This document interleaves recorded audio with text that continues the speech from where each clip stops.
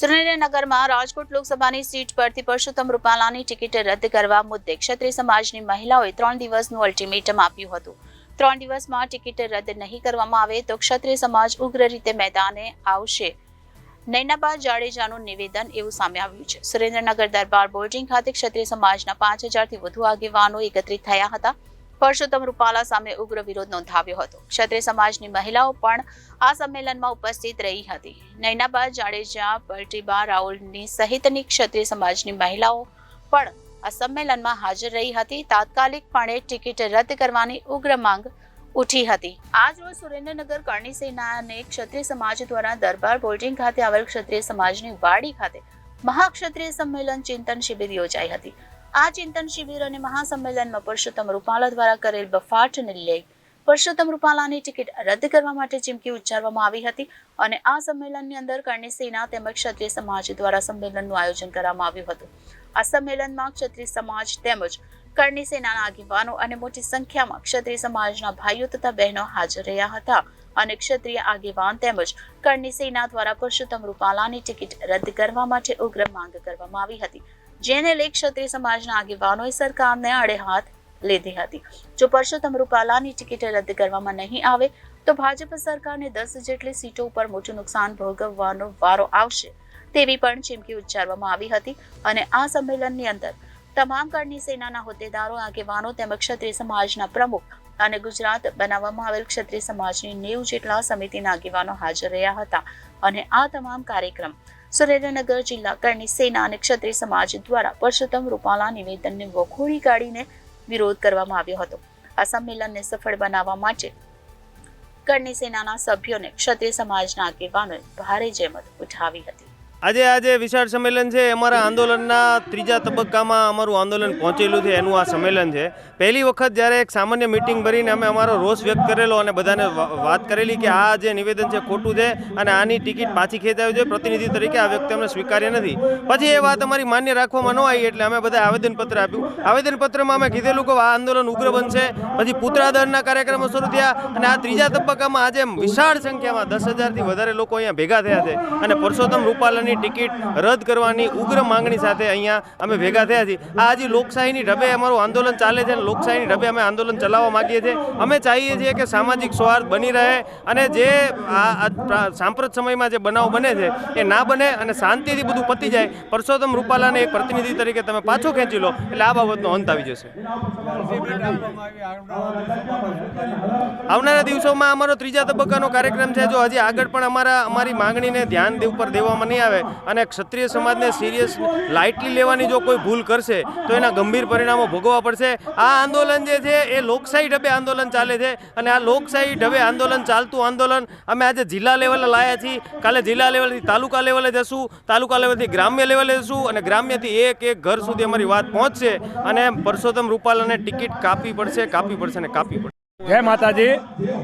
અત્યારે સુરેન્દ્રનગર જિલ્લાની અંદર જે 5-7 દિવસ પહેલાં પરસોત્તમ રૂપાલા સાહેબે જે અમારા રાજપૂત સમાજના બહેનો દીકરીઓ માટે જે અભદ્ર જે ટિપ્પણી કરી છે એના હિસાબે જે સમાજની અંદર જે રોષ અને લાવા ભડકી ઉઠ્યો છે એના માટે અત્યારે અમારા સમાજમાં અહીંયા જિલ્લાની ફક્ત મિટિંગ છે। એટલે આ જે પ્રશ્ન એવો છે કે આ પ્રશ્ન કોઈ માફીને લાયક નથી, કારણ કે અત્યાર સુધીમાં રાજપૂત સમાજ તમને કોને રાજપૂત સમાજને એટલો અન્યાય કર્યો છે। આ સમાજ તો રાષ્ટ્રને દેવાવાળો છે। આ સમાજે ક્યારેય કંઈ માગ્યું નથી। આ સમાજે પોતાની જાતનું સાહેબ અન્ય સમાજની રક્ષા માટે, બહેનો દીકરીઓ માટે, ગાયો માટે સાહેબ પોતાનું બલિદાન આપેલું છે। તો આ એવો એક સમાજ છે, એ સમાજને આજે પણ અમારી સાથે અન્ય સમાજના પણ માણસો છે। જ્યારે તમે આવી વિકૃત માણસ તરીકે જે ભદ્ર ટિપ્પણી કરી છે એટલે આ કોઈ માફી લાયક નથી। અત્યારે તમે ક્યાંય અમારા સંતો મહંતો પાસે જાઓ, અમારા રાજકીય નેતાઓ પાસે જાઓ એટલે આ અમારા સમાજ સિવાય કોઈ તમને માફ કરી શકે નહીં અને માફ ક્યારેક જ છે। અને માફ કરવા માટે અમારી એક જ માગણી છે કે જો ભાજપ સરકાર વહેલાસર તમને કોને કે આ ભાઈની ટિકિટ ત્યાંથી રાજકોટમાંથી રદ કરે તો બાકીની કદાચ સીટો એની બચી જાય। પણ જો એ તમને કોને પ્રતિષ્ઠાનો પ્રશ્ન બની રાજપૂત સમાજની એને જરૂર ન હોય, આ સમાજ છેલ્લા તમને કોને 20 વર્ષથી 70થી 80% રાજપૂત સમાજ ભાજપ સાથે, કારણ કે રાજપૂતો કટ્ટર હિન્દુવાદી છે। આજ હિન્દુસ્તાનની અંદર તમને કોને જો સનાતન ધર્મ ટકી રહ્યો હોય, હિન્દુ ધર્મ ટકી રહ્યો હોય તો અમારી 4 પેઢીએ સાહેબ બલિદાન આપ્યું છે। આજે તમે જેના નામ ઉપર તમે જે વોટ લો છો, જેને તમે 2 સીટમાંથી આ જગ્યાએ પહોંચ્યા છો એનો તમને કોને અમારા વડવા જે ભગવાન રામ, જે ભગવાન કૃષ્ણ અમે સીધા ડાયરેક્ટ વારસદાર છીએ। એના અમારા જે તમે વડીલોને પૂજા કરો છો અને એના જે વંશોને તમે આ રીતે વધૂત કરો છો તો અમે કોઈ પણ સમાજમાં ચલાવી લેવા માગતા નથી. એટલે અમારી ફર્સ્ટ તમને ચીમકી છે કે હજી પણ સમય છે, વહેલા તમે આની આ પરસોત્તમભાઈની રાજકોટમાંથી સીટ તમે બદલાવી નાખો, નહીંતર તમને આમાં ઘણી સીટનો તમને કારણ કે આ તો ફક્ત અમારું જિલ્લાનું છે સંગઠન. હવે પછીનું અમારું જે કાર્યક્ષેત્ર અમારું પૂરું ક્ષેત્ર રાજકોટ જિલ્લો રહેશે. એમાં સમગ્ર ગુજરાતના લગભગ 35 થી 40 લાખ તમને કોને જીવાનો ત્યાં ઉમટી પડવાના છે. ગામડે ગામડે જઈ અને કોઈ પણ હાલતમાં જો પરસોત્તમભાઈને જીતવા દેશું તો અમારું આ રાજપૂતી પણ છે કે અમે એને કોઈ પણ જાતની અંદર તમને કોઈને ટિકિટ પાછી લેવી જ પડશે.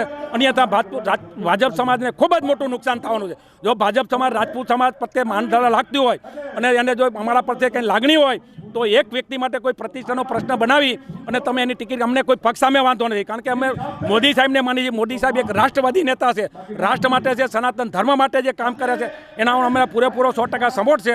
તો તમે મોદી સાહેબને વિનંતી છે, અમિતભાઈ શાહને વિનંતી છે કે તમે જલ્દીમાં જલ્દી કોઈ પ્રતિષ્ઠાનો પ્રશ્ન બદલાયો કે તમે જે 2 સીટનું તમારે બદલાવી છે સીટ, તો 3જી સીટનું પણ તમે એનું નામાંકન પત્ર રદ કરી એની સામે તમે કોઈ પણને મૂકો, અમને કોઈને વાંધો નથી, તો જ આ પ્રશ્નનું સમાધાન થયું છે. બાકી એનો સમાધાનનો કોઈ પ્રશ્ન નથી. જય માતાજી, જય હિન્દ. આપ જોઈ શકો છો કે કેટલી બહોળી સંખ્યામાં જ ગ્રાઉન્ડ ટૂંકું પડી રહ્યું છે સુરેન્દ્રનગરમાં. એટલા ક્ષત્રિયો ભેગા થાય છે, જેમાં ભાઈઓ બહેનો અને તમામ લોકો છે. અને હવે આ લોકોએ અમારી બહુ રાહ જોઈ લીધી છે, અમારા પેશન્સની બહુ ટેસ્ટ કરી લીધું છે, પણ હવે નહીં. આજ અમારા આગેવાનોએ નક્કી કર્યું છે કે 3 દિવસમાં જો કોઈ પણ રિઝલ્ટ નહીં આવે, ટિકિટ પાછી નહીં ખેંચવામાં આવે તો હજી આનાથી વધારે હવે ઉગ્ર થશે અને જેની જવાબદાર સરકાર જ રહેશે. પછી ના કહેતા કે ક્ષત્રિયો રણ મેદાનમાં ઉતર્યા છે. બોલો બેન, આજે ક્ષત્રિય સમાજ જય માતાજી. હું તૃપ્તિબા રાવલ આજે સુરેન્દ્રનગર ખાતે ગુજરાત રાજ્ય સંકલન સમિતિના માર્ગદર્શન હેઠળ સુરેન્દ્રનગર રાજપૂત સમાજ અને રાજપૂત ગણિત સેનાને આયોજિત આ મહાસંમેલન, સ્વાભિમાન સંમેલન અહીંયા યોજવામાં આવ્યું છે. અને આ તો માત્ર એક જિલ્લાનું સંમેલન છે. જો અમારી જે કંઈ માંગ છે કે રૂપાલા સાહેબની ટિકિટ રદ કરવામાં આવે, જો નથી કરવામાં આવતી તો દરેક જિલ્લે તાલુકે આવા આજે કદાચ 5 થી 10,000 અહીંયા સંખ્યા ઊભી છે.